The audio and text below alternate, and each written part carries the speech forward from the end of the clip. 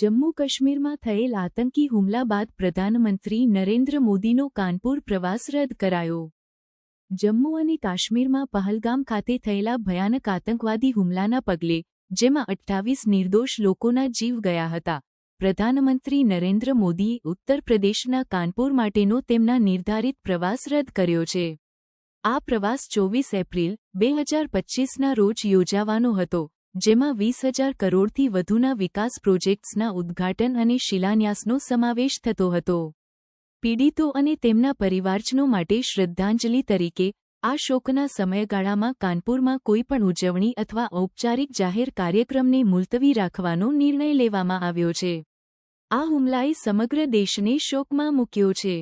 પીડિતોમાં કાનપુરના 31 વર્ષના વેપારી શુભમ દ્વિવેદીનો સમાવેશ થાય છે, જેમની દુઃખદ મૃત્યુએ સ્થાનિક સમુદાયને ઊંડો અસર કર્યો છે.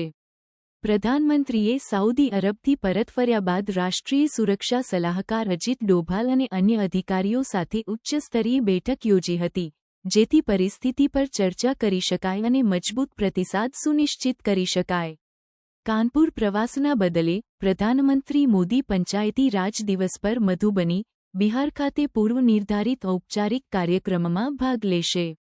આ કાર્યક્રમ વીડિયો કોન્ફરન્સ દ્વારા યોજાશે અને સમગ્ર દેશમાંથી લોકોની ભાગીદારી થશે.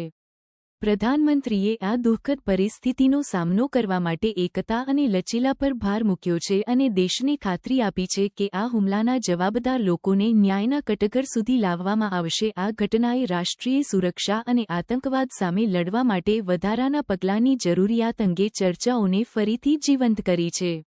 કાનપુર પ્રવાસ રદ કરવાથી દેશના શોકમય મિજાજ પ્રત્યે સરકારની સંવેદનશીલતા અને આવા ભયાનક કૃત્યો દ્વારા ઊભા થયેલા પડકારોને ઉકેલવા માટેની તેની પ્રતિબદ્ધતાને દર્શાવે છે.